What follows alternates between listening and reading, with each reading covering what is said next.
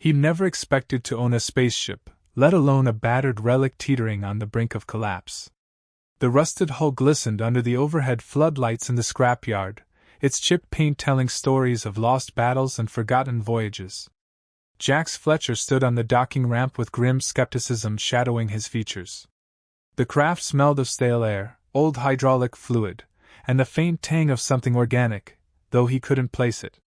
Maybe the odor was the stale memory of the ship's previous inhabitants, the echoes of an alien presence.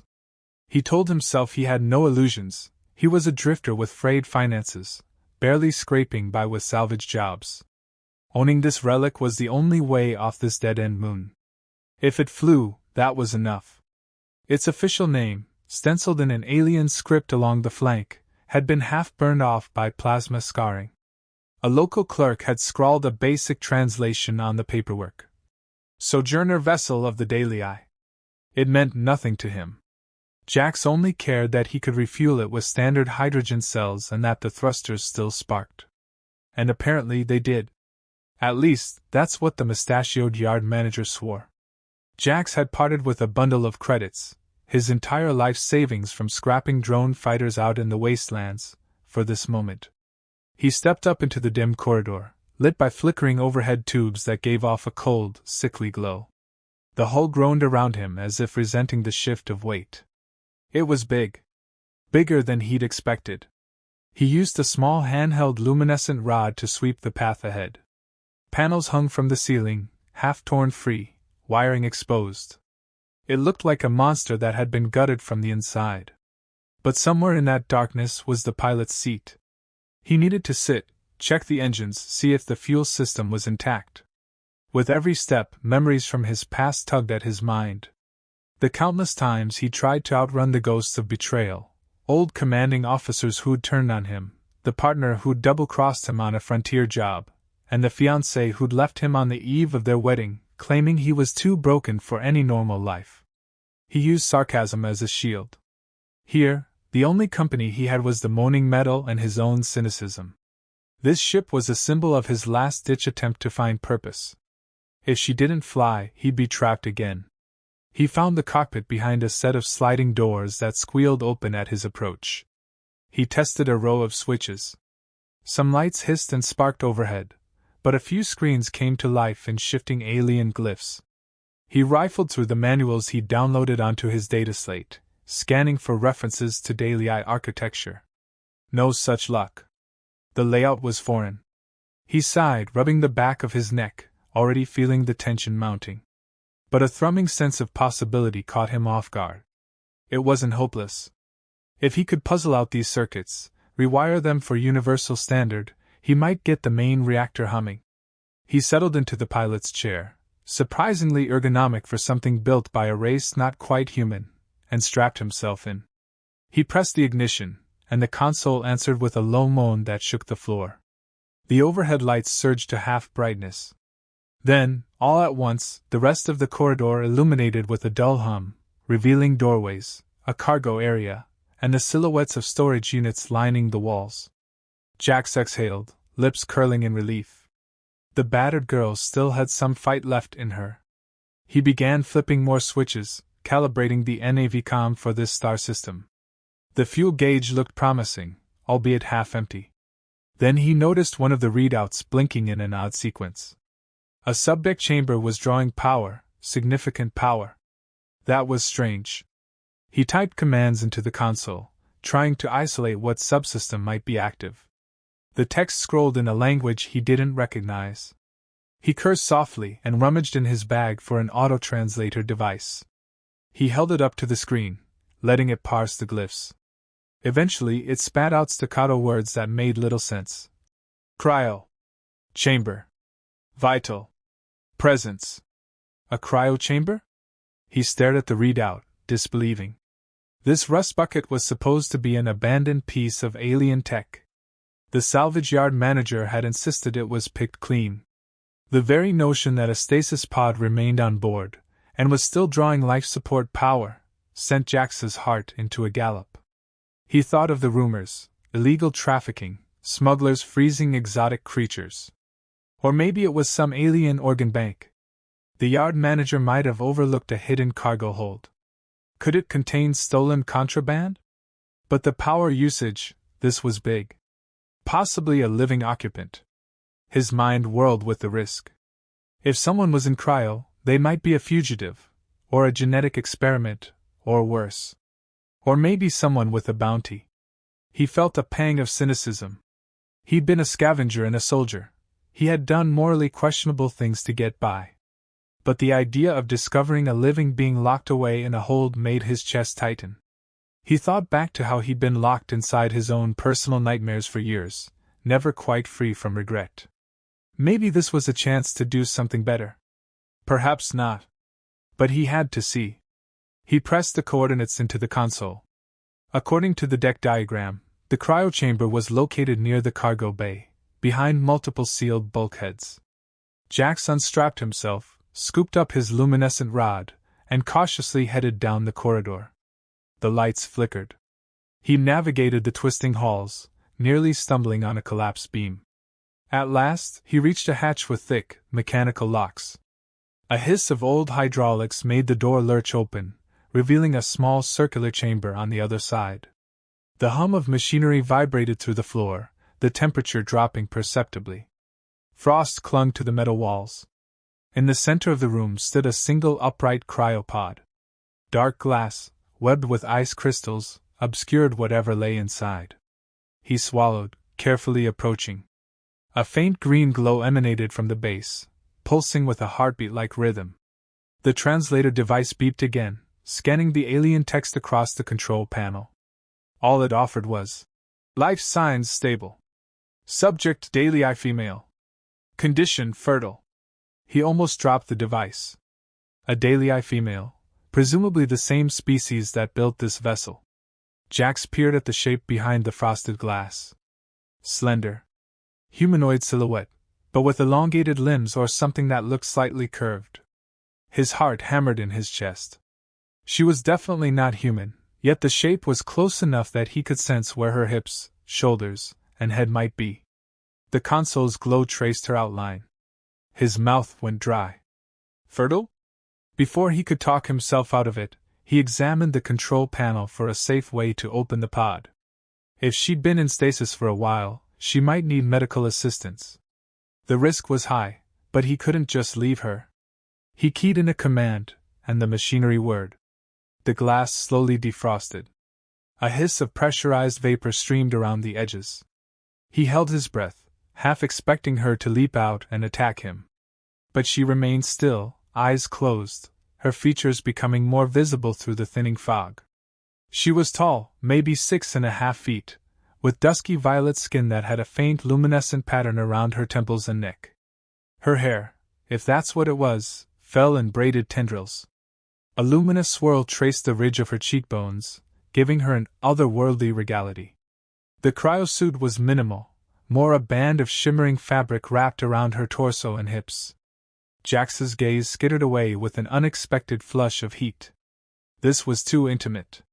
He was a trespasser in her personal space. When at last the pod clicked open, she slumped forward. Reflexively, he caught her, arms going around her slender waist. Her skin felt warm, which surprised him. Her eyelids fluttered. She exhaled a soft, trembling sigh. He gingerly guided her out of the pod, letting her lean on him. Up close, the differences were more apparent. Her pupils were shaped like crescents, her nails curved into small, translucent claws. She had a faint crest running down the center of her scalp.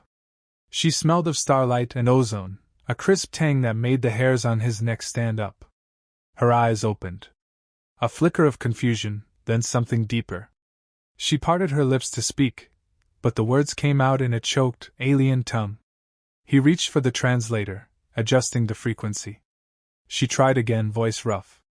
The translator hissed in monotone. Is it done? The child. Jax's eyes widened. Was all he managed to stammer. She gazed at him, searching his face as though expecting a confirmation. Even without the translator, the intensity of her stare was palpable, as though she recognized something in him, something he didn't know he possessed. Her voice, run through the device, repeated. You took my seed. Are we joined? Tell me it wasn't lost. Confusion jolted through him. Fear, too. 1,000 questions roiled in his mind. He carefully lowered her to sit against the edge of the chamber's console, worried she might collapse. I just woke you, he said, eyes flicking to the translator. We've never met before. Her expression morphed into startled disbelief. A faint glow rippled across the swirling patterns on her temples. She tried to stand, but her knees buckled. He caught her again, and she let out a hiss, an almost feline, frustrated sound. She breathed in, exhaled slowly, and then spoke again.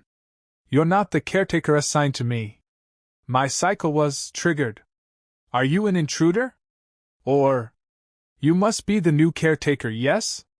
She blinked, uncertain. The protocol says the caretaker is to receive the seed. The bond is sealed. The child is safe in the caretaker's body until I can. Jax could hardly believe what he was hearing. He stared at her, his heart pounding.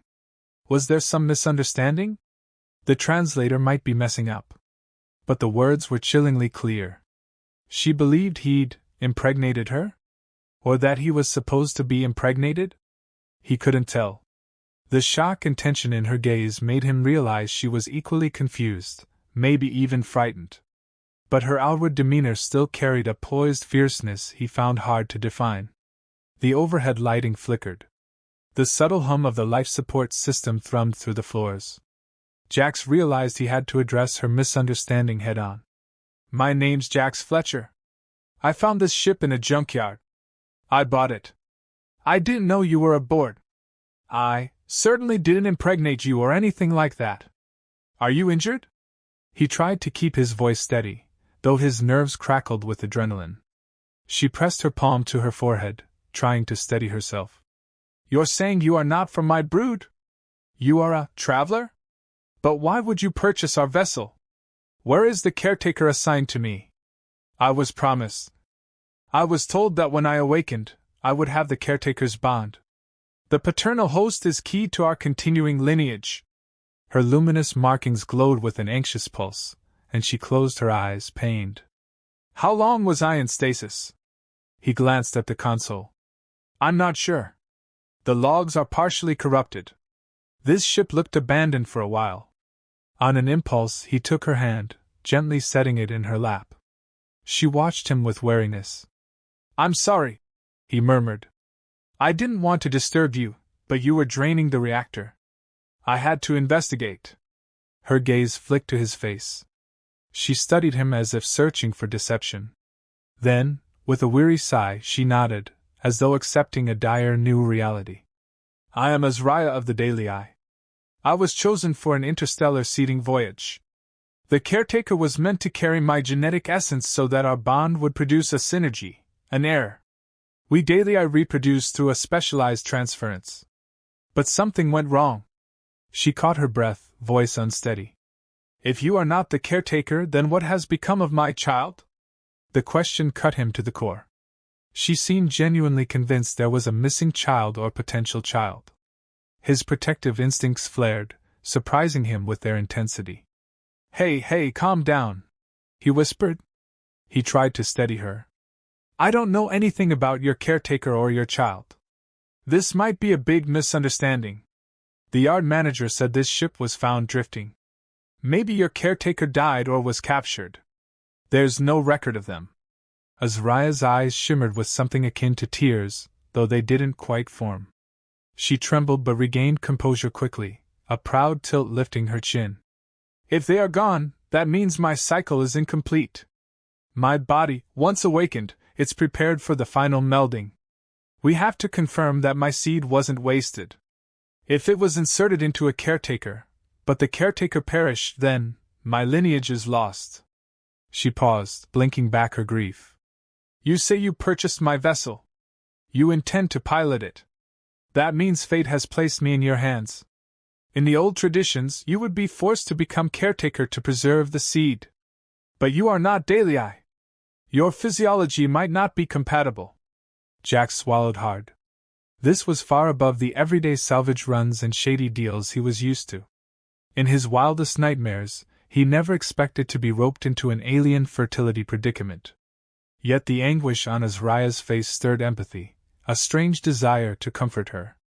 "I'll do whatever I can to help you," he found himself saying. "But let's figure out if you have enough life support. Then we can see if the ship can even take off. I have to get off this moon soon. I'm not exactly welcome around here." Her gaze hardened with determination. "So be it. I must have water, nutrients. I sense dryness in my body. My stasis was not gentle." She pulled herself upright with surprising grace, though she leaned against the console for support. "Show me this vessel. Perhaps we can find out what happened to the caretaker or how to reinitiate the process. I cannot lose my lineage. If that means forging a bond with you, an outsider, then we will see." A prickle of tension slid down Jax's spine. A bond with him? He tried to push away the swirl of confusion. He was no caretaker. He was just a jaded ex-soldier turned salvage rat. But the quiet desperation in her voice echoed his own deeper longing for something he'd never quite found. A chance to prove that he could be more than a broken man. That perhaps he could be needed. Their eyes locked, and in that moment he sensed a spark of understanding pass between them, tentative, fragile, but electric. The battered spaceship around them seemed to sigh, as if aware that two lost souls had just collided, forging a path either of them could predict. He led her through the corridors, supporting her when her legs wobbled. She was proud, though, insistent on walking on her own. Her gaze swept over every battered corridor panel, her jaw tense with heartbreak at seeing the ruined condition of her vessel. From the flicker of emotion on her face, he guessed this ship had once been a place of reverence for her people. Now it was just another piece of salvage in the cosmic junkyard of existence. They found the galley, which was a cramped alcove next to the cargo bay. The power flickered on. Shelves of unfamiliar ration packets lined one wall. Jax rummaged until he found a sealed container that looked like standard hydration fluid. The label was in alien script, but pictures indicated it was safe for ingestion by multiple species. He offered it to Azraya. She took it carefully, sniffed, and nodded. As she drank, her elongated throat muscles rippled, and the luminous markings on her neck pulsed with renewed vigor. He tried not to stare. When she was finished, she regarded him with those crescent pupil eyes. "Thank you," the translator said. "You said your name is Jax Fletcher." "Jax. Strange word." He forced a small grin. "Says the woman with tentacle braids," he joked, though gently. She frowned at first, then let out a weak chuckle. The translator mangled the sound, but he sensed a wry amusement. Maybe sarcasm would break the tension. He'd always used humor that way. They continued searching the corridors for supplies. Occasional power fluctuations made the walls rumble, reminding him the reactor needed urgent attention. As they passed the cracked viewport, the lifeless desert moon outside came into view. A swirl of dust and rock. If the local authorities discovered him, they might impound the ship again or demand more taxes he couldn't pay. Time was short. At length, they returned to the cockpit. Azraya marveled at the console. "I can sense the vessel's neural lattice is damaged," she murmured, pressing a hand against an octagonal panel. Her eyes slid shut, luminous patterns flaring across her cheekbones. "We daily craft our ships with an organic core. The caretaker and pilot normally interface with the living heart. That synergy is how we journey so far." She opened her eyes, a hint of sadness there. "It's wounded. We must mend it if we are to travel." Jax frowned. "I'm no ship whisperer, but I can do mechanical repairs. If it's organic, I might not know what I'm doing. I need your help. Then we will do it together," she said. The finality in her voice was undeniable. As Jax sank back into the pilot's chair to run diagnostics, he felt Azraya's presence behind him, her breath soft on his neck. The tension in him built. He couldn't ignore how close she was, how the swirl of her luminescent patterns and the violet hue of her skin gave her an alluring alien beauty. But the swirl of confusion, the talk of impregnations and caretaker bonds, remained at the forefront of his mind. He forced himself to focus. Diagnostics told him the thrusters could fire, at least enough to leave the atmosphere. The NAVCOM was half busted, but they'd manage. The real trouble was a cluster of unknown life support systems that the computer flagged as critical. Maybe that was the organic portion as Raya mentioned. If he tried to leave the moon before stabilizing it, the ship might become uninhabitable. "Give me a day to fix up the worst damage," he said quietly. "We can buy some spare parts from the local junk peddlers. Then we'll attempt a launch. But we might have to slip out in the dead of night. I'm not exactly on good terms with local officials." Azraya's expression was inscrutable. "You're a fugitive? More like persona non grata. The local warlord wants a cut of every big salvage find. I'm not looking to share." He shrugged. "We'll be quick." She nodded, crossing her slender arms over her chest. Her nails drummed against her forearm in a nervous tempo. "I wish to see if there is any data left in the archives about my caretaker. Perhaps there is a way to confirm the status of my lineage. If we can find the caretaker's remains, maybe the seed can be transferred to another host before it dies entirely." Jax hesitated. The notion made his stomach twist. But he answered quietly. "We can check the central data core once I stabilize it. But Azraya, it's possible everyone you knew is gone. You might be the only one left." She lowered her gaze, luminous patterns dimming with sorrow. "I know," she whispered. "But I must hope." A pang of empathy tightened Jax's chest. He recognized that desperation, the refusal to accept an irreparable loss, because if you did, you'd sink into despair. He pressed a hand to the console, jaw set. "I'll help you," he said. And in his mind echoed the unspoken, maybe helping her might help him outrun the regrets that hounded him, too. He didn't notice the subtle way her gaze lingered on him, measuring him. But if he had, he might have recognized a faint spark of curiosity layered with the seeds of an unexpected bond, one that neither of them had planned, but both of them might need more than they dared admit. Jax spent the next hours knee-deep in cables and circuit boards.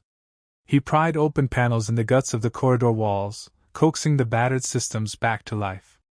His gloved hands reconnected a mass of wires, bridging them to a universal translator module he'd cobbled together from spare parts. Sparks flew, and a brief surge of power lit up the hallway. Azraya joined him, perched on a metal crate. She watched with a keen intensity, occasionally describing how Daily Eye's ships used a living heart at the center of their system. He tried to parse the concept, some kind of bioengineered core that responded to empathy or mental focus. He couldn't fathom how that might integrate with the purely mechanical thrusters and NAV systems, but the ship was living proof, literally, that the Daily Eye approach worked. Their banter was halting, shaped by misunderstandings. She found his sarcasm baffling, taking his jokes at face value. But a faint amusement sparked in her eyes whenever she realized he was teasing. She'd tilt her head, those braided tentacles swaying, and let out a soft chuff that seemed akin to laughter. In turn, he struggled to hide his fascination with her. She moved with a natural grace, radiating confidence. Yet he caught glimpses of vulnerability beneath that regal exterior. During a break, they sat on a grated walkway near the cargo bay, sharing a water canister. The single overhead light hummed. She asked, "What is your home like, Jax Fletcher? Do you have a brood family who waits for you?" He took a swig, wiping his mouth. "No brood. No family. Used to be engaged, but that ended." His voice tightened. He glanced away. Even now, the memory stung. "We wanted different things. Or maybe I was just too broken for normal life. So I ended up drifting across the galaxy, taking salvage jobs. Trying to forget." His lips twisted in a self-deprecating smirk. "That's me in a nutshell, running away from anything that hurts. Until I got stuck here, of course." Her gaze softened. "In my culture, we face our emotional fractures with ritual. A merging of thoughts. The caretaker often bears the emotional burdens for the vessel mother. Together they heal. That is part of the synergy." She paused, looking pained. I was meant to share my insecurities and hopes with my caretaker. That was the promise. So I might be strong enough to bring forth new life. Now, it's all undone. The quiet resonance of her words swirled through him. He tried to imagine a world where emotional healing was a communal act, where you didn't bury your shame but shared it. He brushed dust from his hands, uncertain how to respond. I'm sorry, he offered lamely. Well, maybe I'm not caretaker material, but I'd do my best if that's what keeps you safe. We just have to figure out how. She studied him, an unreadable look crossing her features.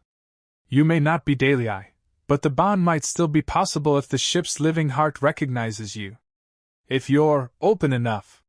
He let out a short laugh. I'm about as open as a sealed blast door. Then he caught her crestfallen expression. But I suppose I can try. If it means we can get the ship working at full capacity. I need it as much as you do. She bowed her head in acceptance. Thank you, Jax Fletcher. We shall see what fate decrees. They resumed repairs. Time stretched on. Soon the external lights beyond the wrecked hull dimmed, signaling that night had fallen on the scrapyard. Jax took Azariah to an empty crew cabin he'd managed to power up. The bunk was small but passably clean. She seemed relieved to have a space away from him, though her stance was uncertain, as though she expected him to claim the caretaker's rights. He quickly assured her he wouldn't intrude. She gave a curt nod, grateful yet conflicted. He spent hours in the cockpit, tinkering with the thruster calibrations. By the time exhaustion tugged at him, the local time was well past midnight. He set up a sleeping roll in the corner of the cockpit. The hum of the systems was oddly comforting. He drifted off, haunted by restless dreams of chasing shadows through empty corridors, hearing Azariah's voice calling for him but never seeing her face. In the early morning, he jolted awake to the sound of footsteps. He found Azariah standing in the cockpit doorway, eyes luminous in the half-light. The ship, it sings, she whispered. She pressed a hand to the wall. I felt it stirring in my sleep. Jax rubbed the sleep from his eyes. Stirring how? She knelt beside the console, fingers splayed. It's responding to the presence of life. Perhaps it recognizes a potential caretaker. Or it's simply relieved not to be left for scrap. We should attempt an interface with the living heart soon, before the moon's local warlord or your enemies intervene. A prickle of anxiety traced his spine. He didn't relish the idea of hooking his mind up to an alien ship's heart. But time was running out, and if it meant a quicker path to escape, he'd do it. Let's see if the yard manager's around. I might be able to buy some extra thruster components off him. Then, we can do your interface. Azariah rose, and for a moment they stood close. He caught a faint whiff of her scent again, like lightning in the desert air. Her gaze met his, an intensity there that made his throat go tight. Something unspoken passed between them, curiosity, trepidation, and maybe the fragile bud of trust. They made their way out of the ship, stepping onto the dusty yard. The caretaker was deserted at this hour, a few dim lights flickering across the salvage piles. They navigated heaps of twisted metal until they found the squat prefab building that served as the yard's office. Jax pounded on the door. Eventually, the mustachioed manager opened up, wearing a stained undershirt and cursing at being woken so early. Jax rummaged for the last of his credits, haggling for thruster seals and a better coolant pump. The manager tried to triple the price. Jax shot back with barbed sarcasm, pointing out the yard manager had sold him a piece of junk that was clearly missing standard safety certifications. The man rolled his eyes, spat, and eventually accepted a smaller sum. Azariah stood behind Jax, silent but regal, scanning the man with an inscrutable gaze. The manager eyed her warily, as if unsure whether to fear her or try to sell her. Jax clenched his fist at the second possibility, prepared to fight if needed, but the manager just handed over the parts and slammed the door. They trudged back through the swirling dust. Azariah's crest bobbed with every step, her elongated feet leaving unusual tracks in the dirt. She was silent. Only when they reached the ship's ramp did she murmur, "That human was unsavory. Your world is so unkind." Jax gave a hollow laugh. You have no idea. Inside, they set about installing the parts. Hours passed in sweat and frustration. At last, the thrusters were stable enough for a test ignition. Jax positioned Azraya behind him, showing her which levers to pull as he slid into the pilot's seat. The console flared to life, and a deep vibration rumbled beneath them. Dust poured from overhead compartments. But the readouts glowed green. They had power. Enough to break atmosphere, at least. Azraya let out a soft breath of relief. You've done it. The ship stirs. She rested a hand on his shoulder, a tentative gesture. Now let us try to awaken the living heart. If it joins with your mechanical system, we can fly without draining the reactor abnormally. But you must be prepared. This is a sacred bond. If you flinch from it, the heart may seal itself again. He swallowed. The warm press of her hand lingered on his shoulder, sending a faint tremor through him. Was he truly ready for something so intimate? He pushed aside his hesitation. This was the only path forward. All right.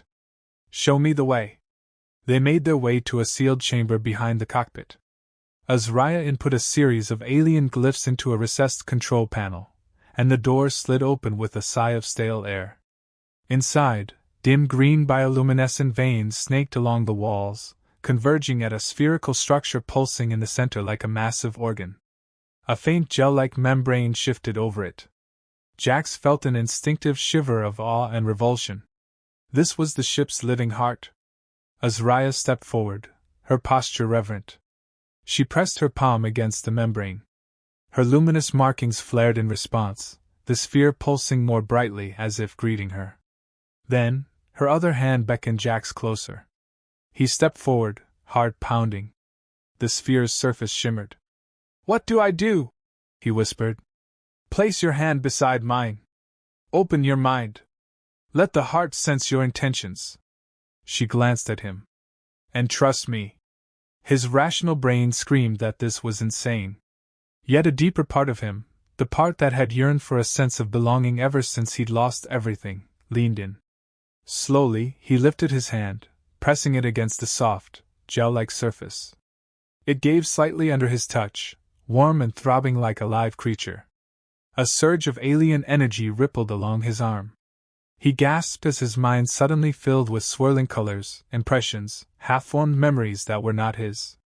He saw flashes of starfields, glimpses of daily-eye figures performing rituals in a massive stone chamber, Azraya standing among them, proud and focused. Then darkness. Then the sensation of drifting alone through cold space, waiting. His heart hammered. The edges of his vision blurred. Through it all, he felt Azraya's presence, her sense of purpose and fear. She was tethered to him in this swirling maelstrom, her mind a pillar of violet luminescence in the storm. He almost pulled back, panic surging in his chest. But Azraya's voice cut through, soft and steady. Stay with me, Jax Fletcher. Breathe. He breathed. The chaos settled into a slow swirl of synergy. The living heart recognized him, an alien presence, but not unwelcome. He felt a curious, probing sensation, as if the ship were testing his resolve. Then it offered acceptance, weaving threads of luminous warmth through his senses. He exhaled in relief. Gradually, the swirling impressions faded, and the chamber's glow subsided. Azraya pulled her hand away, staggering slightly. Jack stumbled back, heart pounding. Their eyes met, hers wide and shimmering withal. We succeeded, she said, voice trembling. The heart recognizes your will. We can fly. And more than that. Jax, the synergy was strong. It's not the caretaker bond, but it's close. He didn't know what to say. His hands shook with the aftershock. A wave of dizziness hit him, and he sank to one knee. She caught him. The synergy left him with a strange sense of closeness to her, as if he'd glimpsed fragments of her deepest self. She smelled like starlight, and the swirl of color around her temples ignited an unfamiliar stirring in his chest.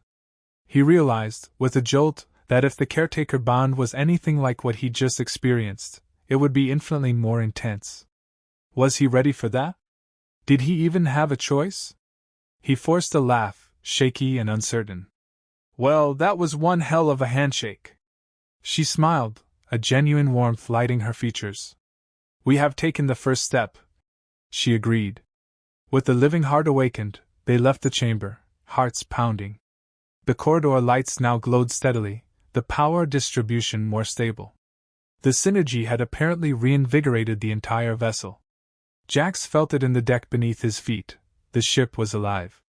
They returned to the cockpit, and as Jax settled into the pilot's seat, the console recognized him more readily. New readouts displayed in partial daily script and partial standard. A gentle throbbing sense of presence hung in the air, as though the ship was waiting for his command. Azraya stood behind him, arms crossed over her chest. She looked simultaneously triumphant and apprehensive. Are you ready to leave this place? More than ready, he said, and meant it. Glancing at her, he mustered a reassuring nod. We'll find answers about your caretaker. We'll check the star logs. We'll figure out this sea business. I promise. She dipped her head in gratitude, though her eyes flickered with a swirl of complex emotions he couldn't read. Very well. Then let us rise from the dust together. He ignited the thrusters. The battered hull shuddered but held. Dust exploded beneath the landing gear. The scrapyard's lights whirled past the viewport. Anxiety hammered in Jax's veins. Any second now, local patrols might detect an unauthorized liftoff. But he pressed forward. The engines roared, and the ship rose, teetering at first, then steadying as it soared above the desert moon's surface. Azraya let out a soft gasp at the sight of the swirling horizon. I never thought I'd see this again, she whispered. Jax's heart clenched. For all her regal confidence, she had been trapped in darkness for who knew how long. Now she tasted freedom again. He forced a grin, focusing on the controls. They broke through the thin atmosphere, the blackness of space opening up before them. Stars gleamed. The console beeped with new readings. In that moment, he felt a surge of possibility. For the first time in months, maybe years, he wasn't running from ghosts or cowering under suspicion. He was forging a new path, with an alien woman who believed they might somehow merge their destinies to preserve her lineage. He didn't fully understand it, but he felt an electric thrill in his veins. The future was uncertain, and he was terrified. But he was also, finally, alive. They left the moon behind. Ahead stretched the vast emptiness, dotted with distant star systems. Azraya gazed at the starfield, expression shifting between awe and sorrow. Jax set a course for open space, exhaling a shaky breath. We made it, he murmured. She stood behind him, silent for a moment. Then she leaned closer, her breath warming his ear. Our journey begins now, Jax Fletcher, she said softly. Neither of us can go back. A tremor rippled through him, but he nodded. Yeah, he said, voice thick. No going back. And deep inside, some battered part of his heart allowed a spark of hope. Over the next few days, the battered Daily Eye vessel drifted through open space as Jax and Azraya scoured the ship's logs, searching for any clue about her missing caretaker. They found partial data fragments that told a story of a proud expedition launched by the Daily Eye to spread their lineage across the stars. Azraya was one of several designated mothers.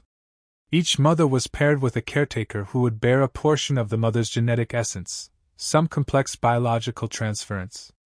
The caretaker's role was to provide the emotional and physiological anchor needed to bring forth the next generation. But the caretaker assigned to Azraya had apparently died mid-journey.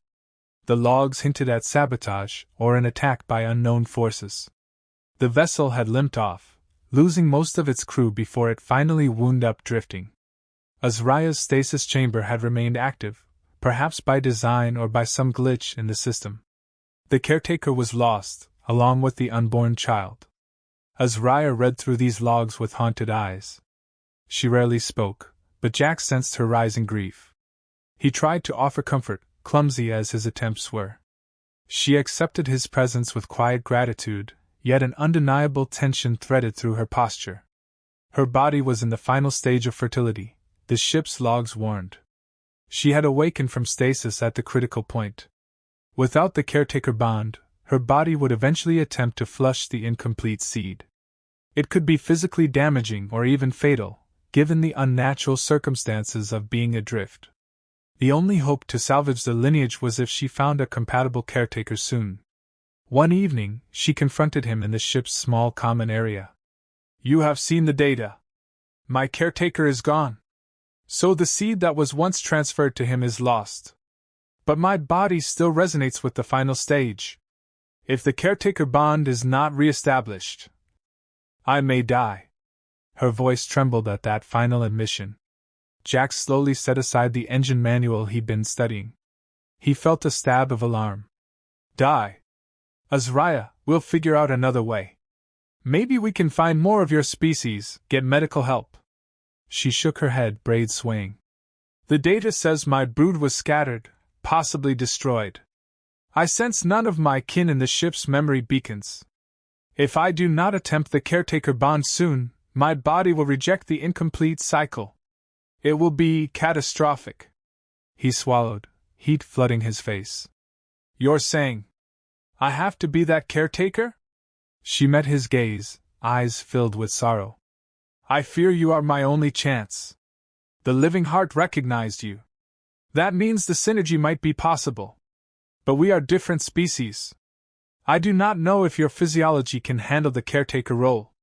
If you are open to me." He stared at her, chest tight. A swirl of conflicting emotions hammered him. Fear, curiosity, a strange yearning. She needed him. That knowledge awakened something primal in him, something protective. But he also felt the weight of it. This wasn't a fling or casual arrangement. This was an alien ritual bound up in the survival of her lineage. He let out a ragged breath. "And if I say no?" She closed her eyes, clearly bracing for that possibility. "Then I will likely die, or be forced to attempt a surgical extraction of the seed, which may kill me anyway. The caretaker bond is not just about biology. It is emotional, mental. A melding of two minds, hearts, and bodies. It must be chosen. Coercion would doom it." The raw vulnerability in her words cracked open a piece of him he'd kept locked away. Memories of how he'd failed to be enough for the woman he once loved. How he'd closed himself off from deep emotional connections, preferring sarcasm and distance. Now, an alien woman was asking him to risk everything to save her life. A brittle laugh escaped him. "You sure know how to pick your men." A flicker of amusement crossed her features. "To be fair, fate picked you for me.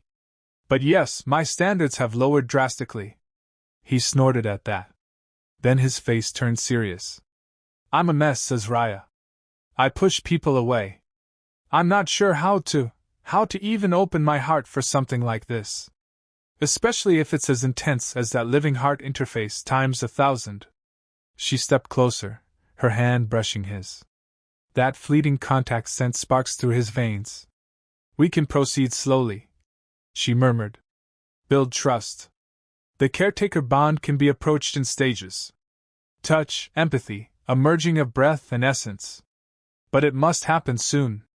He searched her gaze. She was proud, fierce, and heartbreakingly vulnerable. Something in his battered soul gravitated toward that combination. He gently laced his fingers with hers, inhaling the subtle ozone scent of her presence.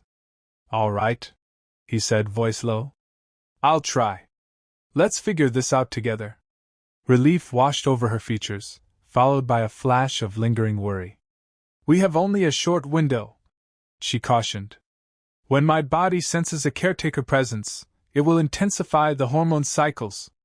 You may feel urges or empathic surges. If you resist, it could cause me pain or confusion." He smirked nervously.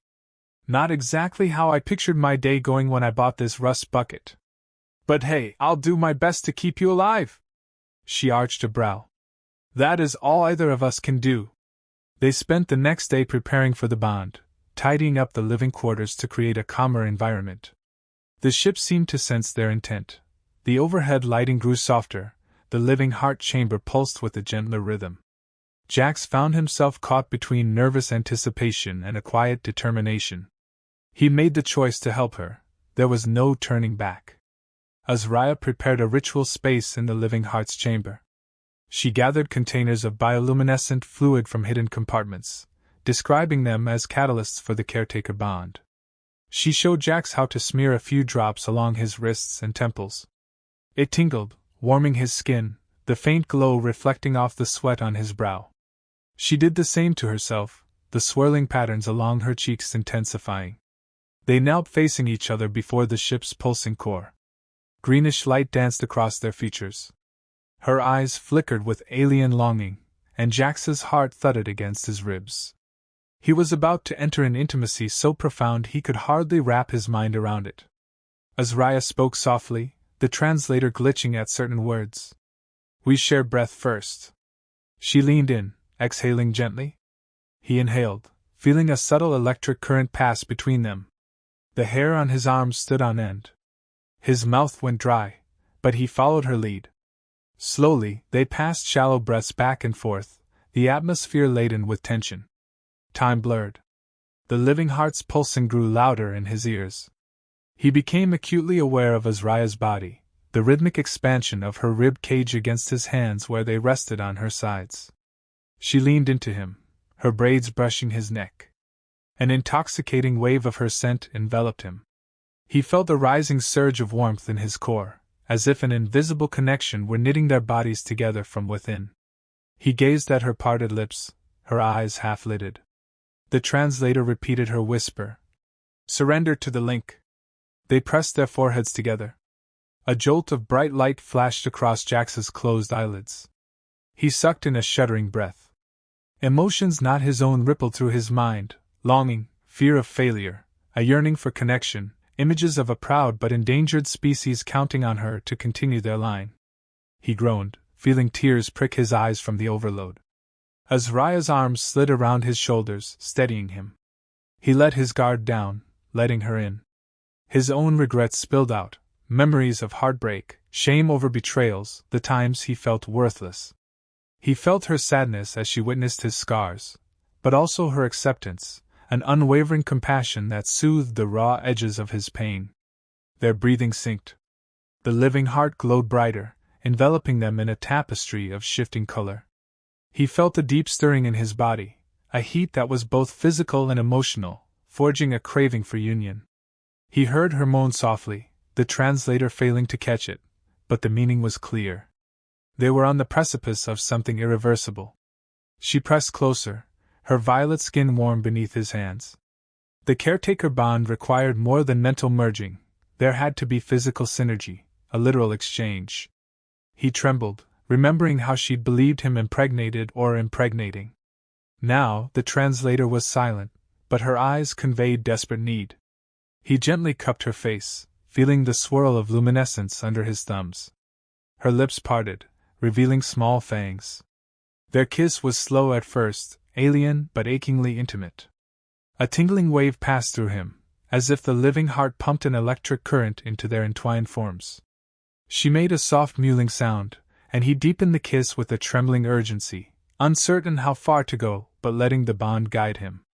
She pulled him closer, guiding his hands to the shimmering wraps that covered her torso. The translator was unnecessary now, the unspoken language of need filled the air. Beneath the living heart's glow, they gave into the primal call to merge bodies and souls, forging a caretaker link that transcended species.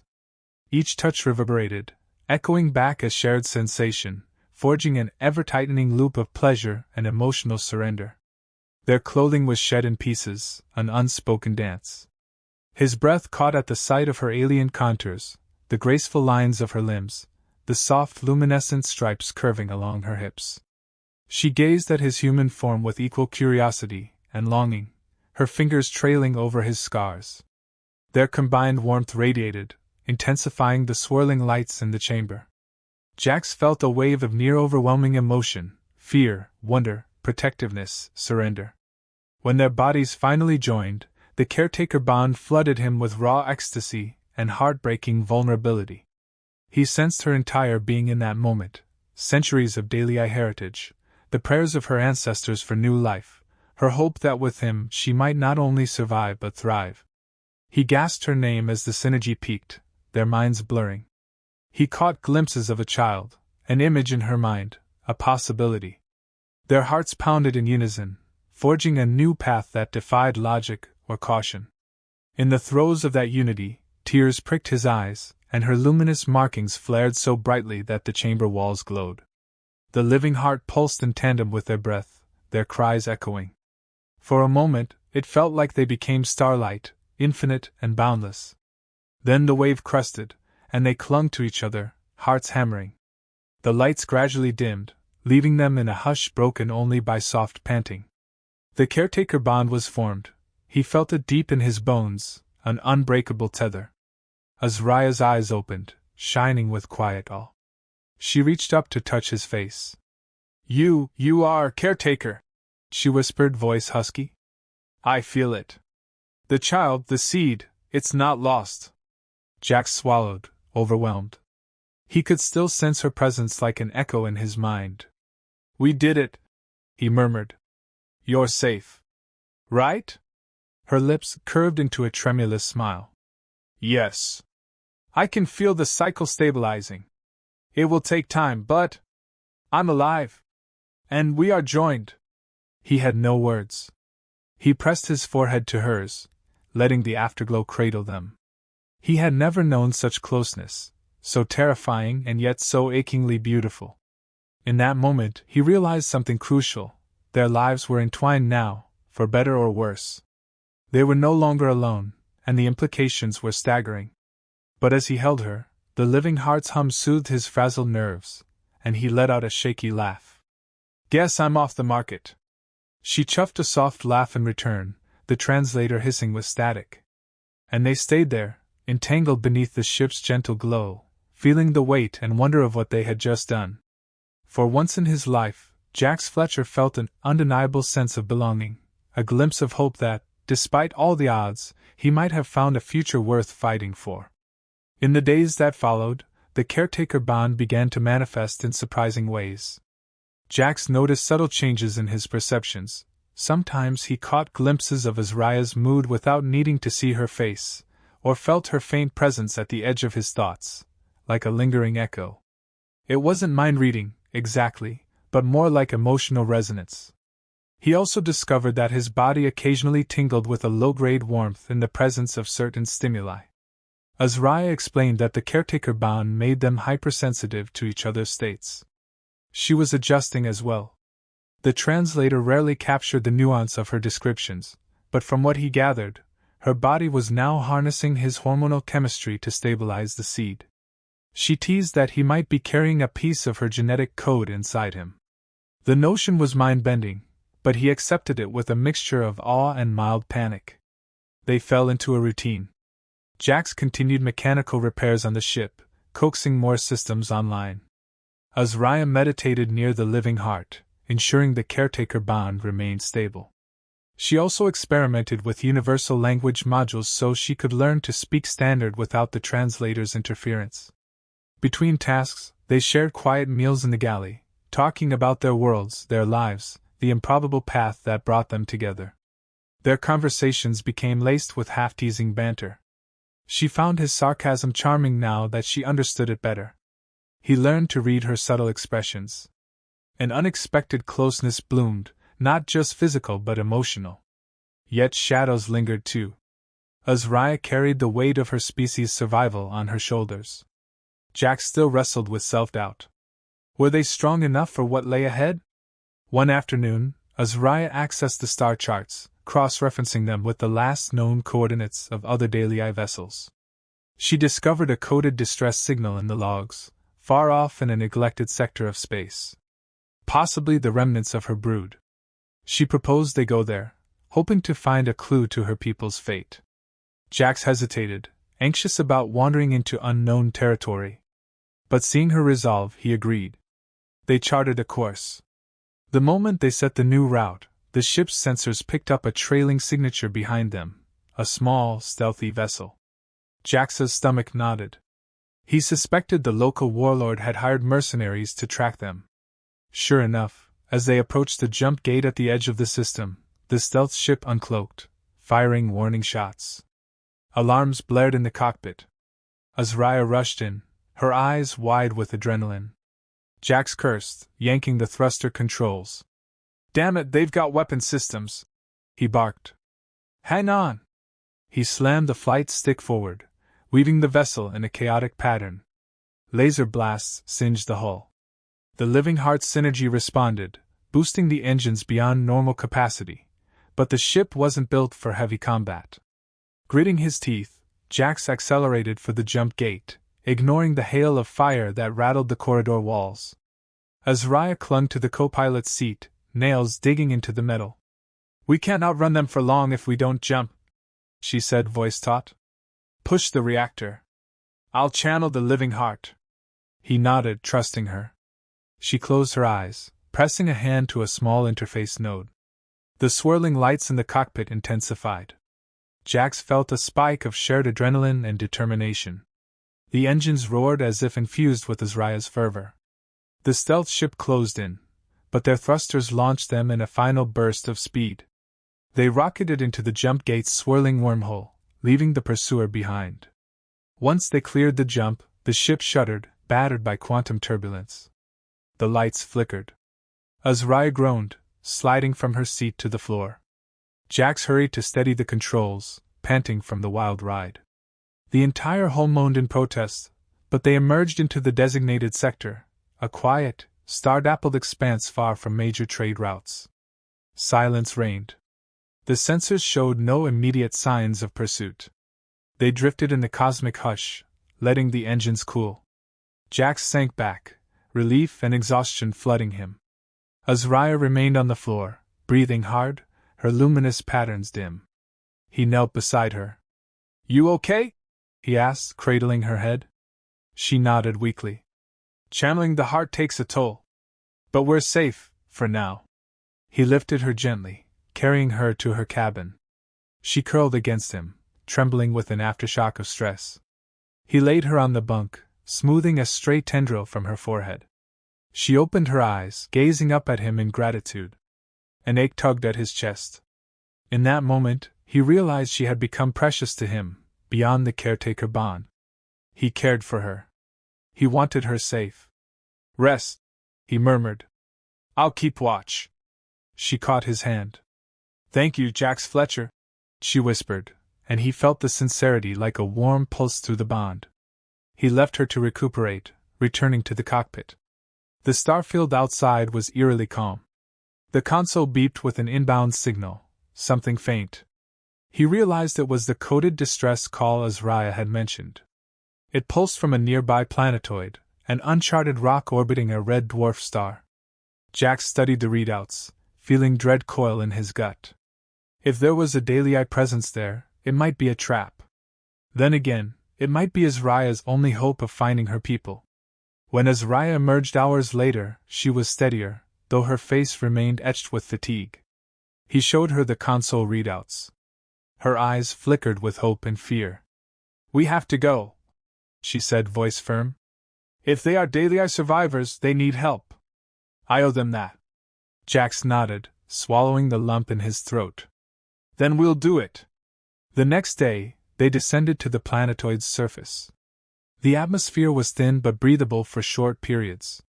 The environment was bleak, a dusky wasteland of cracked basalt and swirling dust storms.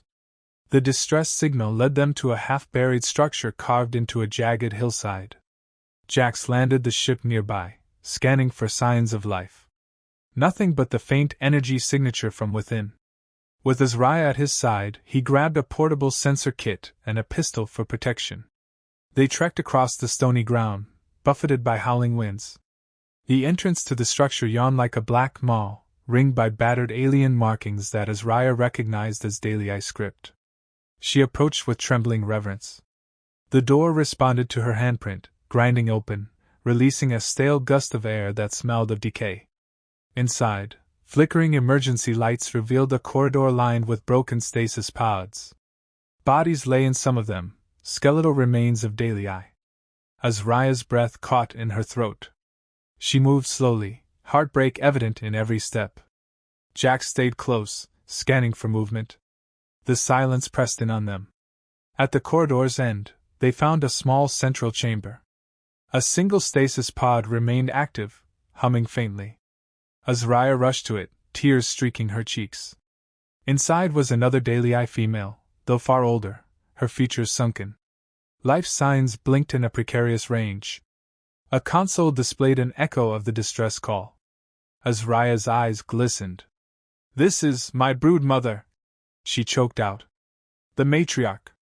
Jax quickly checked the failing systems. The stasis pod was nearly depleted. The occupant might not survive revival, but leaving her in stasis would guarantee her eventual death. With Azariah's guidance, he initiated the revival sequence. The chamber hissed. The older Dalei stirred. Her eyelids fluttered open, revealing milky white pupils. Azariah knelt, speaking softly in her native tongue. The translator sputtered, but Jax caught fragments. "Matriarch, live! I am here." The older female's gaze pinned Azariah with recognition. She coughed, a rattling sound. "Azariah," came the faint voice through the translator. "You survived." Tears streamed down Azariah's face. "Yes, brood mother. I have found a caretaker. We have re-established the cycle. We came to find you." The matriarch let out a haggard sigh, her bony fingers groping for Azariah's hand. "I have done what I could. But our brood is scattered. The sabotage, so many lost." Her eyes flicked to Jax. "A human caretaker, improbable. Yet, if the bond holds, you must protect the next generation, child. That is your solemn duty." Azariah nodded, voice trembling. "I will. We will." Jax placed a hand on Azariah's shoulder, his chest tight. "We'll get her back to the ship, see if the living heart can stabilize her," he said. "We can't leave her here to die." The matriarch's coughing intensified. Azariah swiftly overrode the stasis pod's harness and helped the frail figure stand. She was so light, so brittle. Together, they made their way back through the corridor, stepping over the remains of other Dalei. It was a grim procession. The matriarch's breath rasped, and her luminous markings were faded. Jax feared they wouldn't reach the ship in time. But Azariah's resolve burned bright. She supported the matriarch, whispering encouragement. Jax led the way, pistol raised just in case. The swirling dust storms battered them outside, but they pressed on until the ship's ramp came into view. Once inside, Jax carried the matriarch to the living heart chamber, where Azariah gently laid her down. The older female's eyes opened a sliver, scanning the pulsing walls. A faint smile ghosted her lips. "Home," she croaked. "Our heart, you awakened it." Azariah knelt beside her, tears still shining in her eyes. "Yes, brood mother. We awakened it together." She took Jax's hand, urging him closer. "The caretaker must lend you strength now. You must open to him. Let the synergy help you heal." Shock flickered across Jax's face. "Me? I don't." Azariah squeezed his hand. "You are caretaker. Our energies are bound. The matriarch can share in that life force if you willingly give it. It might save her. Please, Jax." He looked at the dying figure, her chest rattling with each shallow breath. Though fear twisted his gut, he couldn't refuse. "Tell me what to do." Azariah guided him to place his palms on the matriarch's chest, just over her luminous markings. The living heart glowed more intensely, as if sensing the urgency. Azariah placed her own hands over Jax's, layering their energies. Jax closed his eyes, focusing on the caretaker bond. He felt a surge of heat in his core, the same primal current that had bound him to Azariah. Now it extended out, a shimmering thread that touched the matriarch's failing life force. A jolt of shared pain and regret washed over him, glimpses of the matriarch's long life, the sabotage that decimated her brood, the burden of centuries. His eyes burned, tears slipping free. Azariah's presence guided him, steadying his heart. Slowly, the matriarch's breathing eased. Color returned to her markings, faint but noticeable. She opened her eyes, meeting Jax's gaze in a moment of profound connection. Then, with a deep exhale, she sank into a more restful state. Azariah leaned in, listening to her breathing. Relief flickered across her face. She lives? She whispered. Jack slumped, dizzy from the exertion. He felt simultaneously drained and elated. The caretaker bond was bigger than just him and Azraya. It held the potential to revive a dying culture. Yet the responsibility weighed heavily on his shoulders. Azraya stroked his hair, pressing her forehead to his.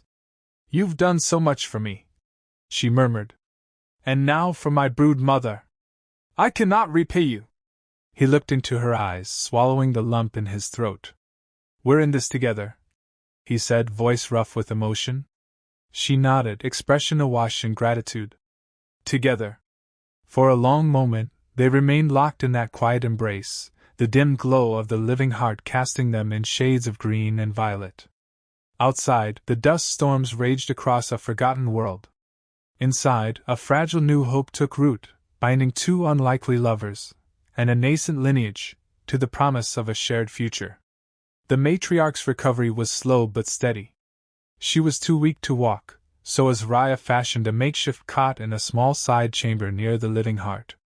Jax rigged up medical monitors and N4 drip adapted from the ship's supplies. He improvised the rest. The matriarch's body was old, starved of energy. She drifted in and out of consciousness, but each time she woke, she whispered blessings for Azraya and Jax. The translator struggled with the archaic dialect, but the sense of gratitude was unmistakable.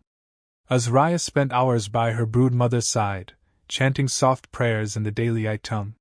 When she wasn't tending to the matriarch, she and Jax pored over the data banks they'd salvaged from the planetoid. They found references to other Dalei survivors rumored to be scattered in pockets across the galaxy. The sabotage that destroyed their brood had been orchestrated by a rival faction allied with powerful interests. Azraya's brood mother had once been a prominent leader. That made Azraya a target if those adversaries learned she'd survived. Tension grew. Jax worried about the possibility of being hunted by the same forces that once attacked the Dalei. He also recalled the stealth ship that had pursued them from the moon. Could they be connected? Azraya only knew that her people had enemies who feared the potency of Dalei genetics. The caretaker bond was more than a personal union. It was a threat to those who wished the Dalei extinct. One evening, Jax was in the cockpit checking star maps when Azraya approached, her expression grave. "The matriarch says we must flee deeper into the frontier. The place where our brood was originally scattered. There might be a safe haven there. But it is far, requiring multiple jumps. The risk is immense." He swiveled in the pilot's chair, drumming his fingers on the console. "You think it's worth it?" She let out a shaky breath.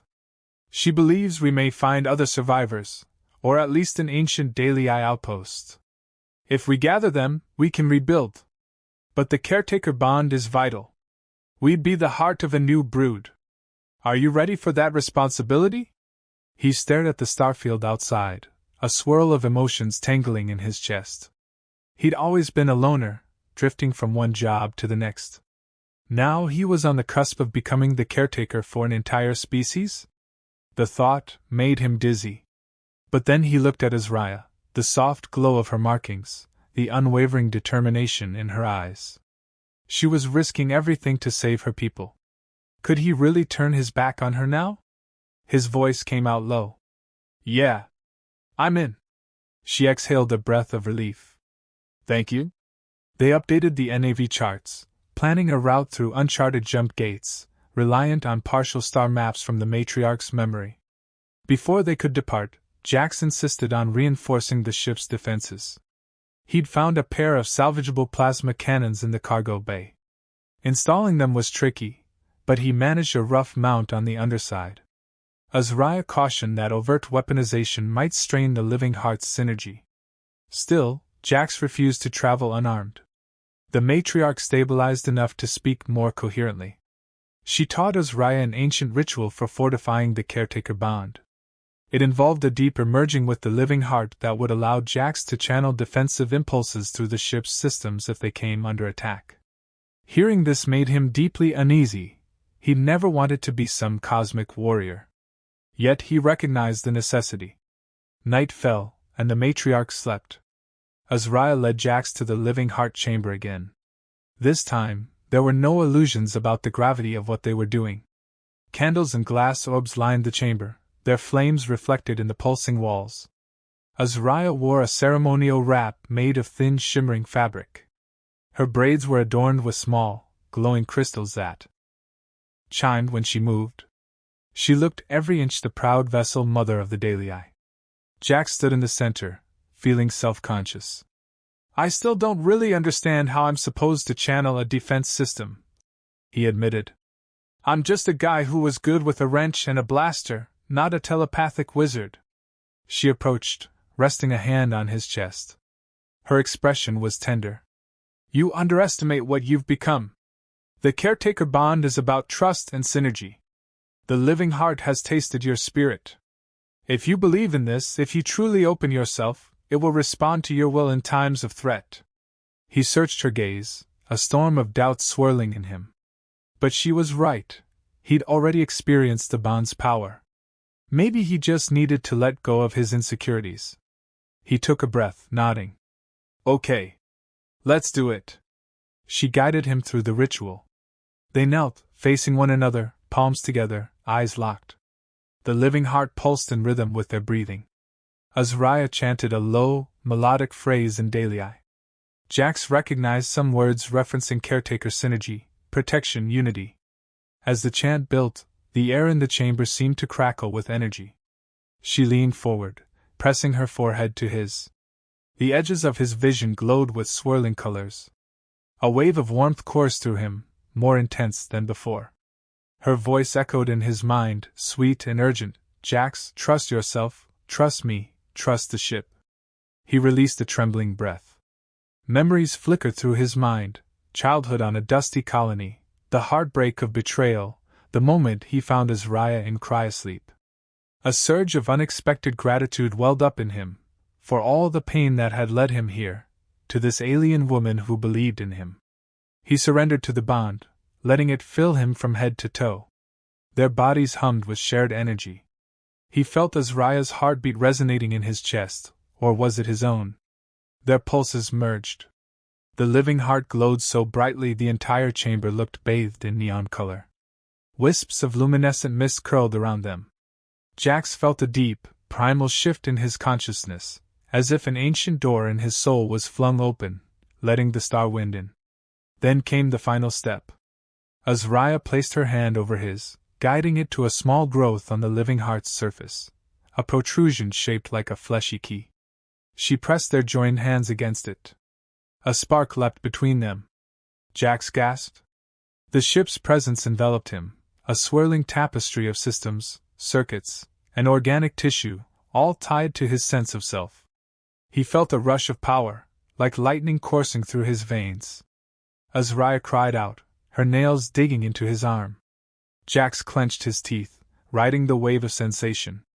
Images flitted across his mind, giant star whales migrating through cosmic seas, Dalei guardians forging caretaker bonds thousands of years ago, entire worlds blossoming under their watch. He let out a ragged shout, unsure if it was in fear or ecstasy.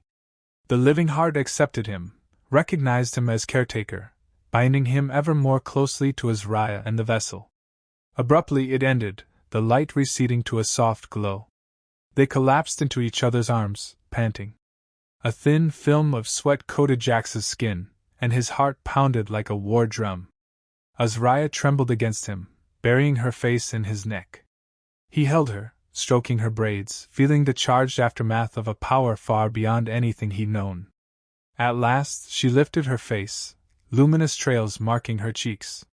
Her eyes shone with awe. Your presence in the bond is so strong," she whispered. "I can feel your will. It's unstoppable." He swallowed, trying to steady his breathing. "That was intense." She managed a shaky laugh. "Understatement." They clung to each other for a while, drawing comfort in the quiet aftermath. Jax had no idea what sort of cosmic might he now possessed, or how to wield it. But he knew one thing: if danger came for Azariah or the matriarch, he would do whatever it took to protect them. After they recovered, they left the chamber. Azariah lingered at the threshold, her gaze turning back to the pulsing heart. She said softly, We Daily have always believed in forging bonds that transcend the individual. You, Jax Fletcher, have become part of our living legacy. No matter what happens, we stand together. You're not alone anymore. The sincerity in her voice made his throat tighten. He leaned in, pressing a gentle kiss to her forehead. Same goes for you. I'll never let you face this alone. Hand in hand, they walked back through the corridors. Outside, the lonely stars shimmered. Inside, the battered old ship hummed with renewed vitality, a living testament to the fragile hope these two souls carried. Their journey into the frontier tested the bond's limits. They traversed unstable jump gates, narrowly evading gravitational anomalies and the occasional rogue asteroid. Each challenge Jax overcame with Azraya's help, channeling the caretaker's synergy to push the ship beyond its design specs. The matriarch grew stronger under their care, able to sit up and converse for short stretches. She instructed them on ancient Daily lore, mapping out the path to a rumored sanctuary. One quiet day, the matriarch summoned Jax alone to her side chamber. She regarded him with a thoughtful, almost regal calm. You have done so much for my brood daughter, she said softly. And for me. The caretaker bond you share is unlike anything we have seen. It merges your human spirit with our living heart. But I sense a shadow in you, child. A wound that has not healed. Jax frowned, sitting on a small stool near the bunk. Yeah, I've been carrying baggage for a while. Past failures. Betrayals. Just life, I guess. He shrugged, uncomfortable under her piercing gaze. She sighed. You must be whole if you are to shepherd new life, caretaker. The Daily I need your strength, not your self-doubt. She paused to let a rattling cough pass, then continued. Azraya is proud but fragile in her own way. The caretaker bond magnifies emotions. If your mind is burdened by guilt or shame, it will seep into hers. He rubbed his forehead, feeling old scars ache. I'm trying to do better. But I can't just flip a switch and become a new man. The matriarch's expression softened. I do not ask the impossible. Merely understand that you have value, that your capacity for courage and devotion is real. You have proven it already. Accept it. Embrace it. His throat tightened. The quiet clarity of her words struck deep. After a moment, he mumbled, I'll try. Thank you, brood mother. She gave a faint, approving smile. Go in peace, caretaker. Not long after, the sensors detected a faint signal near a gas giant. According to the matriarch's memory, a hidden Daily outpost might orbit there. They adjusted course. As they approached the swirling orange planet, Azraya tuned into a set of encrypted coordinates. The console beeped, showing a small station nestled on the planet's upper atmosphere, hidden by roiling clouds. Cautiously, Jax steered them closer. The station was a sleek, ring-shaped structure with Daily markings. Power readings were minimal, but life support might still be active. Azraya's heart thrummed with excitement. If any of her people still dwelled here, this could be the sanctuary they'd sought.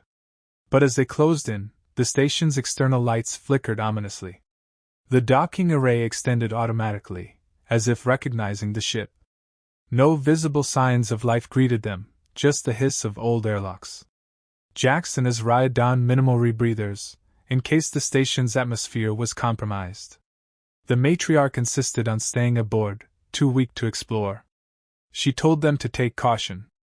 They stepped into the station's corridor, shining flashlights through the gloom. The architecture bore the hallmark Daily organic curves, with walls that seemed grown rather than built. Luminous vines lined the halls, but they were dim, sickly. Azraya hovered close to Jax, her posture tense. The caretaker bond thrummed in his chest, attuned to her anxiety. They ventured deeper. Broken doors, scattered equipment, the stale reek of something chemical. Finally, they reached a central atrium. In the faint emergency light, they saw pods and cots.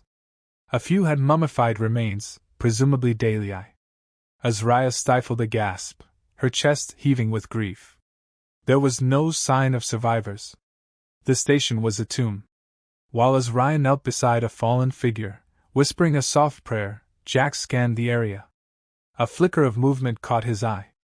He raised his flashlight. Something scuttled behind a console. His heart rate spiked. Azariah, he murmured, gesturing for her to stay behind him. A shape emerged, a small, hunched creature with grayish skin and elongated arms.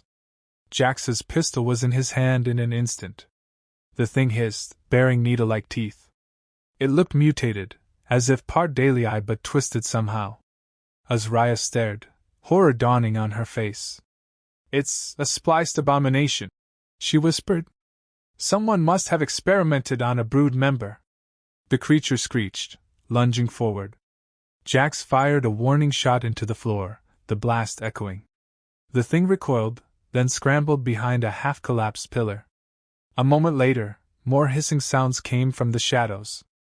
At least 2 more creatures appeared, eyes glinting with feral hunger. Panic spiked in Jax's veins. The caretaker bond flared, urging him to protect Azariah. She pressed close to his back. "We can't reason with them," she said, voice shaking. "They've been driven mad by whatever was done here." Jax aimed carefully. "We'll try to avoid killing them if we can, but if they attack—" No sooner had he spoken than the creatures rushed them, crawling along walls and floor with unnatural speed. Jax fired a burst, striking one in the shoulder. It howled, flipping back in a spray of foul fluid. Another hissed and leapt for Azariah. She shouted, raising her arms defensively, but Jax pivoted, firing at point-blank range. The creature collapsed with a wet thud. The third advanced undeterred. Jax tried to track it, but it zigzagged unpredictably. Just as it sprang for his throat, Azariah lunged, channeling the caretaker's synergy. A wave of force slammed the creature mid-air, knocking it aside. Jax gaped at her, realization dawning that her link to the living heart gave her partial telekinetic bursts. She herself looked shocked by her action. The creature snarled, struggling to rise. Jax had no choice. He fired a final shot, ending its life. Blood pounded in his ears as the echoes of gunfire faded. The stench of burnt flesh hung in the air. Azariah stared at the twisted bodies, tears in her eyes. Jax's arms trembled, adrenaline surging. "Are you hurt?" he rasped, glancing at her. She shook her head, voice trembling. "No. But these were once my kin. Their DNA anyway." Her horror was palpable. Jax pulled her into his arms, murmuring reassurance. She clung to him, burying her face in his chest. "I'm so sorry," he whispered, pressing a kiss to her temple. "We had no choice." They pressed on, hearts heavy.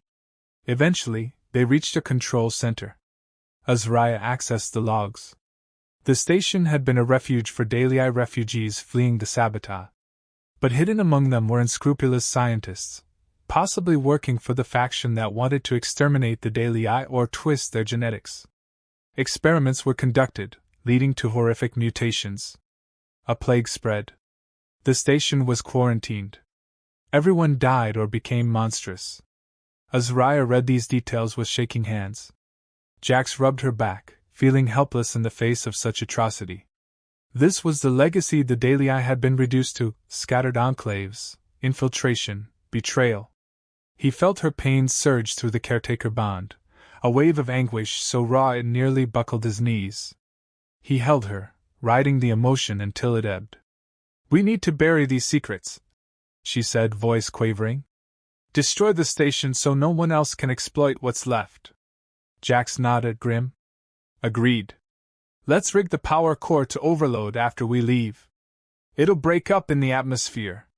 They set to work, placing charges in the main generator. Azariah found a small shrine with Dalei emblems. She carefully took a few relics, pressing them to her forehead in silent farewell. Tears glistened in her eyes as she left the shrine behind. They hurried back to the ship. Once aboard, Jax input the detonation sequence. Through the viewport, they watched the station quake, then erupt in a plume of debris and fire, swallowed by the planet's swirling clouds. Silence fell. Azariah turned away, sliding into Jax's arms. She shook with quiet sobs, mourning the lost brood. He stroked her braids, eyes wet with his own tears. So much suffering. How could a species endure such relentless cruelty? A voice came from behind them, gentle but firm, the matriarch, standing in the corridor, leaning on a makeshift cane. "It is done," she whispered. "Our dead are freed from that cursed place." Azariah broke from Jax, rushing to steady her brood mother. "You shouldn't be up," she admonished softly. The matriarch waved her off. "We must move forward. There may be other enclaves, other survivors. Hope remains, child." Jax exchanged a look with Azariah, feeling the weight of the matriarch's words. Hope remained, but how long until their enemies found them? Until the caretaker bond was tested again, perhaps by more lethal threats? They powered away from the gas giant, hearts heavy with the knowledge that this fight was bigger than they had imagined. The caretaker bond thrummed between Jax and Azariah like a lifeline, a promise that, together, they could face whatever darkness lay ahead. Over the following weeks, they skirted the edges of charted space, using hidden routes to avoid detection. The matriarch continued her slow recovery, guiding them toward rumored safe zones once used by Daily Eye explorers. Each lead ended in derelict outposts or uninhabitable ruins, but they pressed on. Azariah's resolve never wavered, though Jax sensed her growing anxiety. Their resources were running low. Amid the grim search, their relationship deepened. In quiet moments, Jax and Azariah would retreat to the ship's dim corridors, sharing tender touches and whispered confessions. The caretaker bond had forged a closeness that transcended any romance Jax had known. They communicated with subtle gestures, sometimes finishing each other's thoughts. The physical pull between them was undeniable, but it was the emotional intimacy that truly bonded them, building on every quiet conversation and every shared danger. One evening, Jax found Azariah in the galley, staring at her reflection in a polished panel. The swirling luminescence on her temples had grown more pronounced. She looked radiant but worried. He approached, gently resting a hand on her shoulder. She glanced at him, eyes shining with a mixture of wonder and fear. "My body feels changed," she whispered. "I can sense the seed stirring, as if the caretaker bond has awakened it fully. I think I'm carrying our child." His mind reeled. Child? A surge of warmth and trepidation rushed through him. This was more than an abstract concept now, it was real. He gently placed a hand on her abdomen, feeling a faint hum in his chest, like a new life singing through the bond. He swallowed hard, tears burning his eyes. I don't even have words." She leaned into him, pressing her cheek against his. "I know. I'm overwhelmed too. But it feels right. Our species might continue. A piece of you and me together." He held her, silent tears slipping down his cheeks. He was a drifter, a nobody, thrust into cosmic destiny. But here, in Azariah's arms, he found purpose. The possibility of fatherhood, entwined with an alien legacy he barely understood, felt both miraculous and terrifying. Yet he resolved to see it through, to protect this new life and the woman who bore it. They told the matriarch the news, who smiled through her own tears. "A new Daily Eye child, half of human caretaker's lineage," she murmured, voice trembling with joy. "Truly, fate has woven you together." The days that followed held a renewed sense of hope. Jax redoubled his efforts to find a permanent refuge. The living heart thrived under Azariah's blossoming pregnancy, responding to her changing physiology. Even the battered hull seemed to hum with a quiet optimism. They traveled across star lanes rumored to be safe from prying eyes.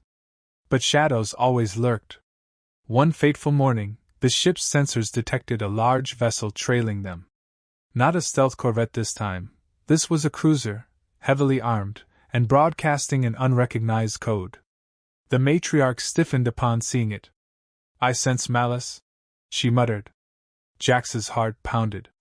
Their meager weapons were no match for a cruiser. If it was one of the factions that hunted the Daily Eye, they were in dire trouble. Azariah slid into the co-pilot's seat, her face taut with worry, one hand protectively over her abdomen. "What do we do?" He clenched his jaw, scanning the star chart. "There's a nebula up ahead. We can hide in its interference if we push the engines. It's risky, But so is a direct confrontation. She nodded. Let's go. He accelerated.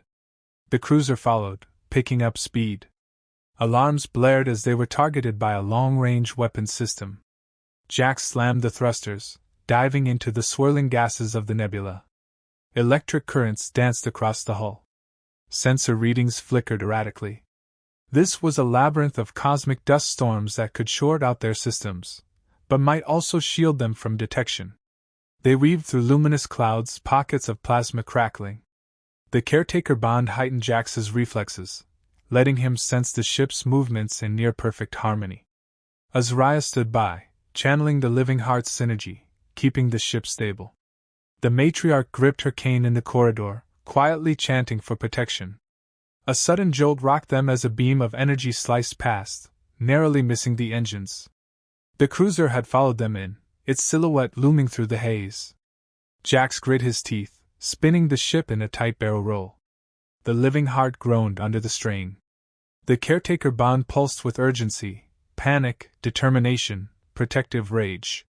He felt Azariah's presence urging him on, fueling his maneuvers. A volley of shots blasted the nebula, sending shockwaves that rattled the hull. Jax hissed, "If they land a direct hit, we're finished." He angled the ship through a swirling cloud of ionized particles, hoping to scramble the cruiser's targeting. Azariah pressed her hand to the console, sweat beading on her brow. "We can push the synergy further. The matriarch's ritual. Let me help." She closed her eyes, pouring her will into the living heart. Jax felt it surge through him, a rush of potency that expanded his awareness.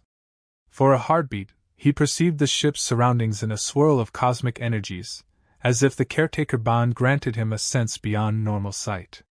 He spotted a swirling vortex of plasma-laden gas, potentially lethal if the cruiser followed them into it. Without hesitation, he steered toward that vortex. The living heart responded to his unspoken command, adjusting thrusters at the last second. They skimmed the edge of the storm, narrowly avoiding a fatal discharge. The cruiser tried to pursue but was hammered by a plasma wave. Explosions of static electricity danced across its hull. Jax heard Azariah let out a triumphant gasp as the cruiser drifted, systems scrambling. He seized the chance, punching the engines to maximum. They tore free from the nebula, leaving the cruiser disabled behind them. He let out a shaky breath, heart hammering. "We did it!" he rasped, exhausted. Azariah sagged against the console, trembling but alive. The matriarch emerged, eyes wide with relief. They jumped to faster than light, escaping further pursuit. For a time, they drifted in the calm of empty space, hearts still pounding from the close call. Jax gently took Azariah's hand, noticing how her skin glistened with sweat. She gave him a weary smile. "I felt you were guiding us," she whispered. "You were incredible." He shook his head, mind still racing. "We both were." But in the hush that followed, a realization struck him. They could keep running, fighting off enemies, scraping by in the shadows. But Azariah deserved better, the matriarch deserved better, and their unborn child deserved a future free of fear. They needed a haven, a place to grow, to rebuild the Dalei brood. Could they ever find such a sanctuary in this hostile galaxy? He gently pressed a palm to Azariah's belly, feeling the faint hum of life. Her eyes shone with love and worry. "We'll find safety," he murmured, voice catching in his throat. "I promise." She nodded, leaning her head on his shoulder, trusting him despite the storm that raged around them. The caretaker bond glowed like a beacon in the darkness, the thread that bound them to hope. They drifted through uncharted sectors, the matriarch guiding them with half-remembered coordinates. Weeks turned into a month of searching. Resources stretched thin, tension simmered, but the caretaker bond sustained them. Azariah's pregnancy became more evident, her abdomen subtly curved, and she glowed with an otherworldly radiance. Jax found himself endlessly protective, scanning for threats at every turn. Then, at last, a breakthrough. The matriarch recognized a series of star alignments that matched the legends of a hidden Dalei cradle world, one kept secret after the saboteurs first struck. She instructed Jax to steer them toward a distant star cluster. As they neared, A hush fell over the cockpit, an instinctive reverence for the possibility that a home lay at the end of this journey. Finally, they emerged from FTL to find a lush planet wreathed in shimmering turquoise oceans and emerald continents. Azariah gasped at the sight, pressing a hand to the viewport. The matriarch's markings flared with excitement. "Calorith," she whispered. "An ancestral refuge. If the wards remain intact, we may find others of our kin." Jax guided the ship into orbit. Scans revealed minimal technology, yet a stable biosphere teeming with life. His chest clenched with anticipation and fear. What if it was another tomb? But they had come this far, and the caretaker bond urged him forward. They landed on a shoreline where gentle waves lapped at a crystalline beach. Palm-like trees with bioluminescent fronds swayed in a balmy breeze. A swirl of colorful insects scattered as the ramp lowered. The air tasted sweet, reminiscent of citrus and sea salt. Azariah stepped out first, inhaling deeply, tears in her eyes. "It smells like my people's stories," she murmured. The matriarch leaned on her cane, stepping onto the sand. She closed her eyes, a soft smile curving her lips as if recognizing the planet's pulse. Jax took in the shimmering horizon, the sky tinted a soft lavender by twin suns. A sense of peace washed over him. Maybe, just maybe, they'd found a place to call home. They ventured inland, guided by Azariah's intuition and the matriarch's memories. The caretaker bond thrummed with the living pulse of this planet, as if the ship's synergy extended to the land itself. Eventually, they found a cluster of bioluminescent structures shaped like spiraling towers, ancient Dalei architecture. Some were cracked or overgrown, but signs of habitation remained. They cautiously explored. Evidence suggested a small group of Dalei once lived here, tending gardens, weaving cloth from local fibers. But no one answered their calls. Then, from behind a broad, fan-like plant, a figure emerged. Another Dalei, young and thin, eyes wide with astonishment. He stared at them, dropped a woven basket, and ran. Azariah raced after him, calling out in Dalei. Jax followed, protective instincts on edge. The chase led them around a tower, where they found a handful of Dalei survivors, men and women, a few children, staring in disbelief. Their garments were simple, their expressions wary. But when they spotted the matriarch's markings, a ripple of recognition spread. One by one they knelt. Tears welled in Azariah's eyes as she knelt too, speaking to them in hushed Dalei phrases. The matriarch slowly approached, leaning heavily on her cane, addressing them. Though the translator struggled, Jax caught fragments. "We are the lost brood, caretaker has returned, a future for our people." A hopeful murmur swept through the gathering. Some came forward to touch Azariah's hands, to gaze in awe at Jax. Despite his awkwardness, he felt a warmth blossoming in his chest, acceptance from these strangers who saw him as a symbol of the caretaker bond that might restore their kind. Over the next days, the survivors welcomed them into their settlement. It was a humble place, but abundant with natural resources. They cultivated luminous fruits and fished in coral reefs. A few older Dalei recognized the matriarch from legends, exclaiming that her survival was a miracle. They gathered in evenings around a communal fire, listening as Azariah recounted their journey, the caretaker bond, and the unborn child who symbolized a new hope. Jax sat nearby, feeling both astonished and deeply moved by their reverence. Slowly, their presence began to merge with the settlement's routine. The matriarch shared knowledge of advanced Dalei techniques for weaving synergy with the land. Jax helped rig a small generator from the ship's spare parts, providing basic power for lighting. He also adapted irrigation systems, aided by Azariah's ability to sense the planet's subtle energies. Amid these tasks, Azariah's pregnancy progressed. She glowed with an ethereal beauty, her confidence tempered by quiet humility. Jax remained watchful, ensuring she never pushed herself too hard. The caretaker bond hummed with a serene contentment, a far cry from the frantic battles they'd endured. Sometimes, at night, Jax would wake to find Azariah gazing at the stars, her hand over her abdomen. She'd smile when she noticed him, and he'd join her, arms wrapped around her waist, both marveling at the improbable destiny they'd found. In time, the settlement recognized Jax as more than an outsider. They saw how he tended the matriarch, how he supported Azariah, how he worked tirelessly to protect their fragile peace. Children giggled and followed him around, curious about his human ways. Elders thanked him for taking on the caretaker role, forging a bond that crossed species lines. He felt a sense of belonging he'd never thought possible. One twilight, a ceremony was held at the base of a towering, bioluminescent tree. The entire settlement gathered, forming a circle. The matriarch stood in the center with Jax and Azariah, proclaiming them the carriers of a new brood. She led a chant, praising the union of Daily and human. In that haunting melody, Jax sensed centuries of reverence for life, for the synergy that bound living beings together. He closed his eyes, letting the caretaker bond surge with quiet wonder. Then Azariah took his hand, placing it over her belly. The matriarch placed hers over both of theirs, sealing the gesture. The gathered Daily cheered, a soft, melodious sound that reverberated through the glade. Jax blinked back tears. Despite the hardships, the horrors of the past, they had found a sanctuary where love and renewal could flourish.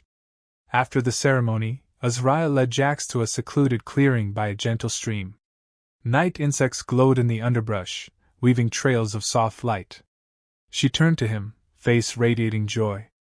"I never believed I'd see this day," she whispered. "Our brood, safe under these stars. My heart is so full." He cradled her face, gazing into her crescent pupil eyes. "You gave me something to fight for," he said, voice trembling with emotion. "I was drifting, lost in regrets. Now I'm building a future. With you. Our child." She kissed him, slow and tender. The caretaker bond shimmered, filling them with gentle warmth. They sank to the soft moss, letting their hands roam each other in a reverent hush. Their lovemaking was unhurried, echoing the serenity of their new home. Each caress felt like a vow, each shared breath a reaffirmation that they were no longer alone. When at last they lay entwined beneath the twin moons, they held each other close, hearts pounding in the sweet silence. Crickets sang, leaves rustled in the night breeze. Azariah rested her head on Jax's shoulder, contentment coursing through the bond. He stroked her braids, marveling at how far they had come since that day he found her in Cryosleep. Everything had changed. He had changed. He was no longer the jaded ex-soldier, running from his failures. He was a caretaker, a partner, and soon to be a father. In that perfect moment, he glanced toward the horizon. Part of him remained watchful, aware that old enemies might someday seek them out. But for now, under these stars, they had a haven. They had each other. He felt Azariah's breathing slow, drifting into peaceful sleep. Gently, he closed his eyes, vowing to defend this fragile paradise, this precious bond, for as long as he had breath in his body. Tomorrow would bring new challenges, helping the settlement grow, preparing for the child's birth, ensuring the matriarch's continued recovery. Yet as the caretaker bond pulsed with a soft glow in his chest, he felt certain they could face whatever came next, hand in hand. For now, they belonged to each other and to the future they were forging, wrapped in the tender hush of a place they might finally call home. The long night stretched ahead, full of promise, and Jax let himself believe that, for once, they had truly found lasting peace.